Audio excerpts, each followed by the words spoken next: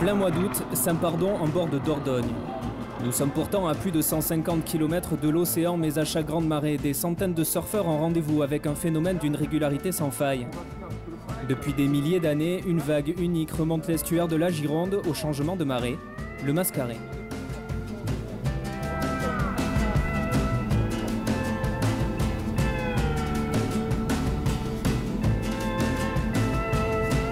Si je te fais des signes de la main, toi, comme ça veut dire que tu es trop près du bord. Anthony, son frère Fabrice et Bagé n'en sont pas à leur premier. Leur rivière, ils la connaissent sur le bout des doigts.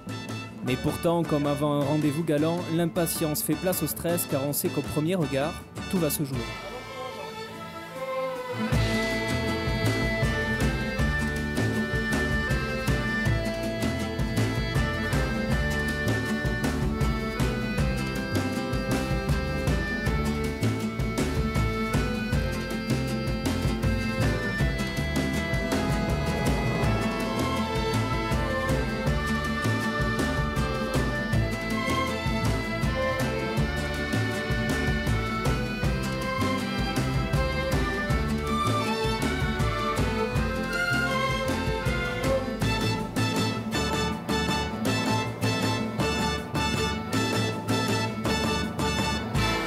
Cette vague, il n'y en a qu'une seule, mais à Saint-Pardon, elle peut vous porter sur des kilomètres.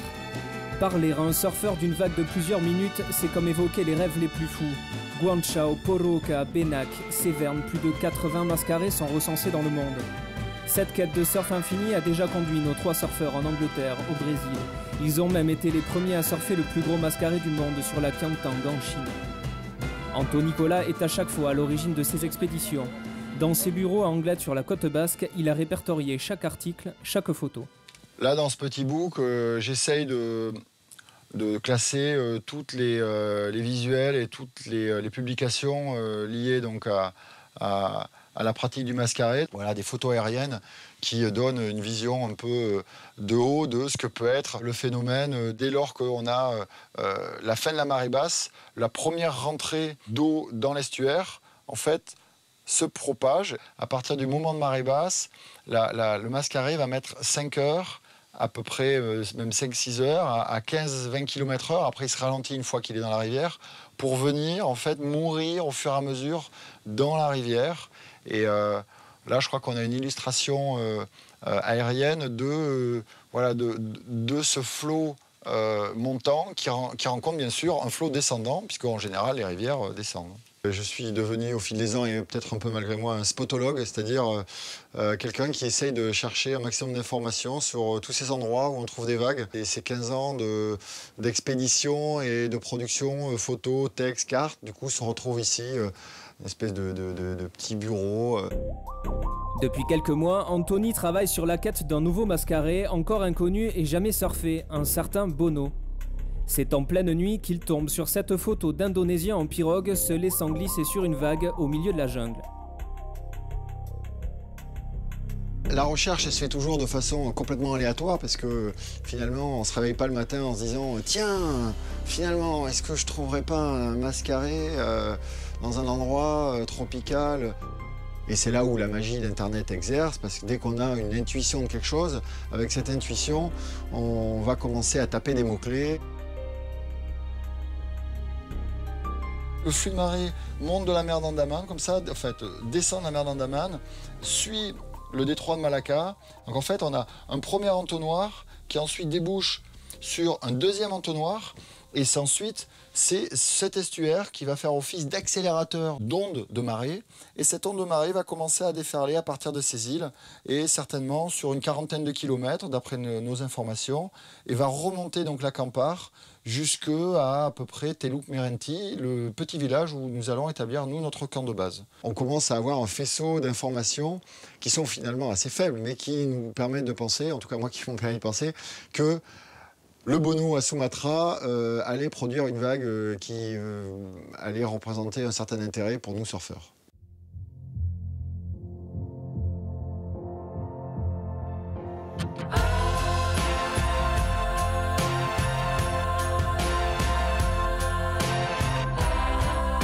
Fabrice, Bagé, Anthony et Patrick. L'équipe de Saint-Pardon s'est donné rendez-vous à l'aéroport de Kuala Lumpur, destination Pekanbaru, sur l'île de Sumatra.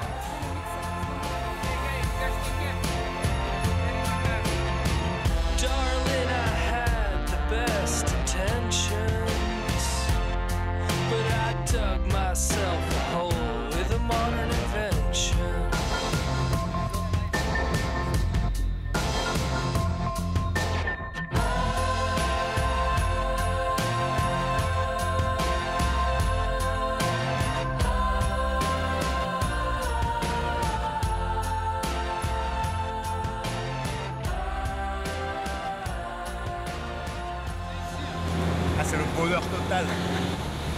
Ah ouais, si longtemps que je suis pas venu ici, c'est trop bien. Il y a cette odeur et l'air est plus épais. Et on n'est pas à Sumatra, c'est Sumatra qui pénètre en vous, là, c'est trop bien quoi.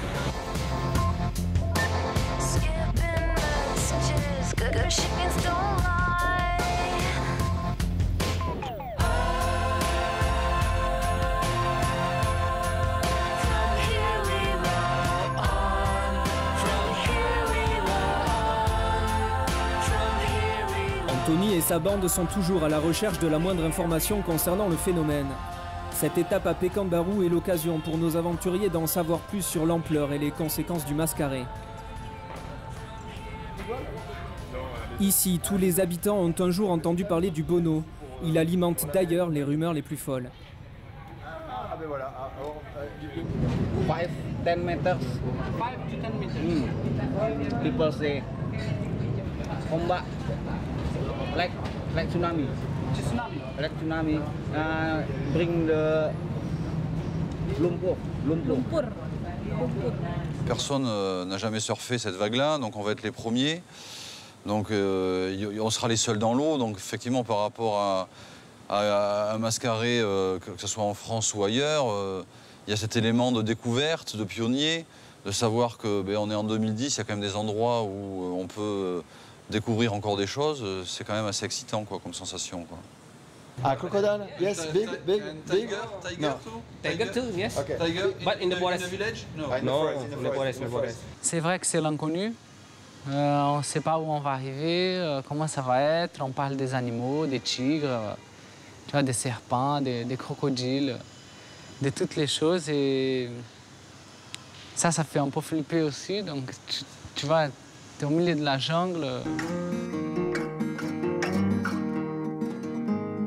Alors là, en fait, on va chez Yayan Mitterrand Insani, qui veut dire, je ne sais pas, mais qui en fait une société de production qui ont fait pas mal d'images sur le Bono. Ils ont produit une vidéo qui s'appelle Bekudo Bono, qui correspond au fait de suivre le mascaré avec des pirogues. Donc on va voir des images, on va rencontrer ces gens-là qui ont beaucoup de clés, des clés sur le phénomène parce qu'on n'en sait rien pour l'instant. On n'a pas d'heure de marée, on n'a pas d'endroit, on n'a pas de localisation, on a très peu d'infos. Donc là, ils vont nous montrer ce que c'est le Bono et on a un traducteur, donc on va pouvoir essayer d'avoir de l'info et en savoir plus sur ce qui va nous attendre sur les prochains jours.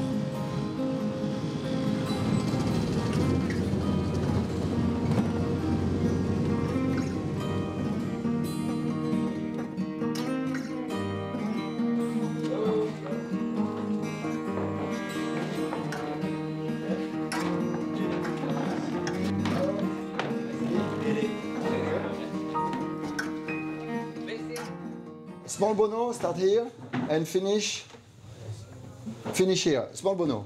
And big Bono? Here, okay. Let me tell you my experience. It was 2004. We are like 6 people in this boat, little boat.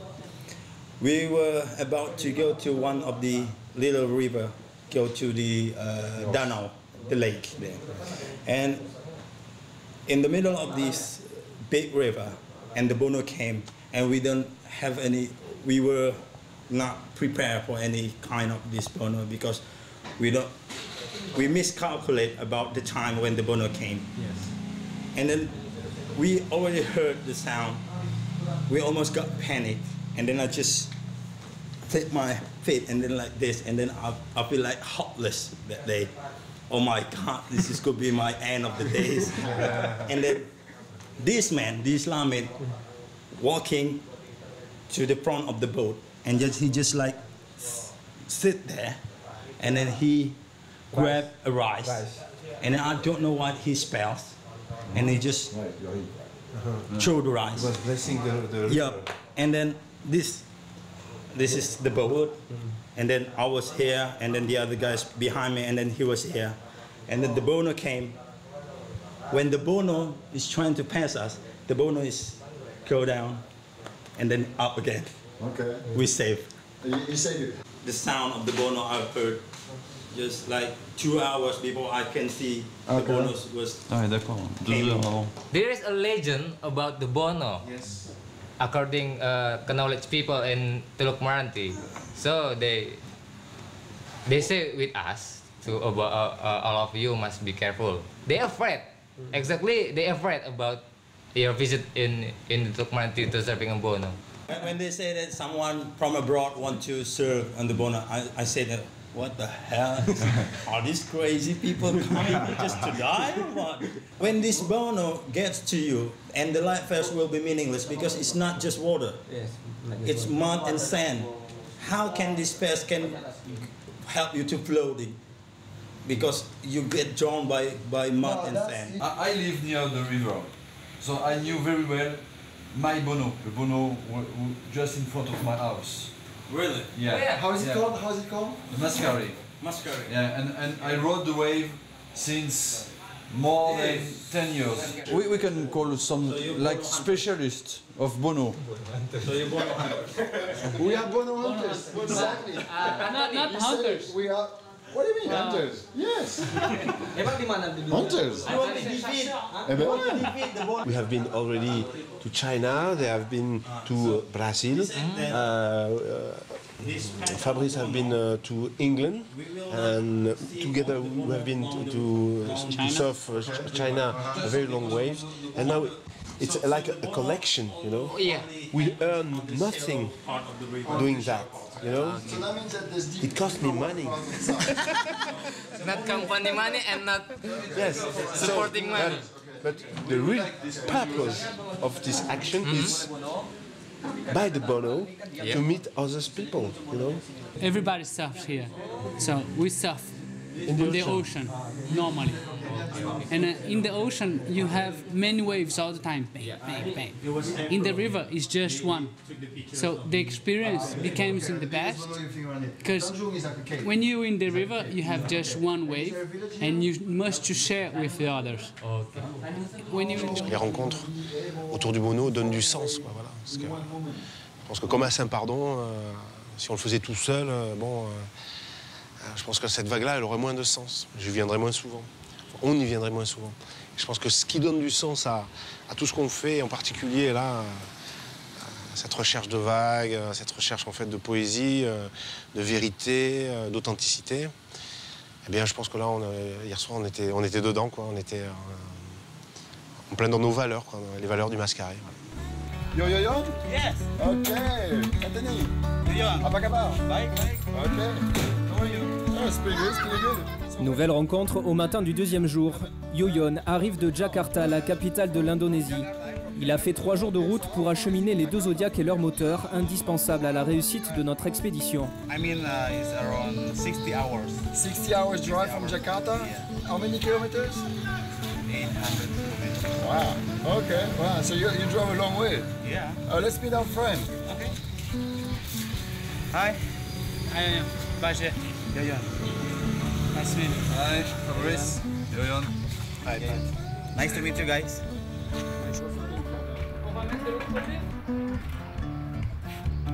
Pour nos aventuriers, il est temps de prendre la route vers le fleuve Kampar et son Bono. Pour s'y rendre, 6 heures de route et 140 km de piste avec pas moins de 7 planches sur le toit.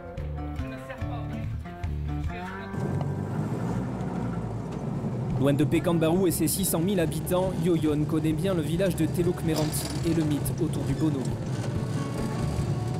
Meranti is the name of the wood, the trees. They lot of trees, the Meranti trees. In English, let's move maybe Meranti Bay.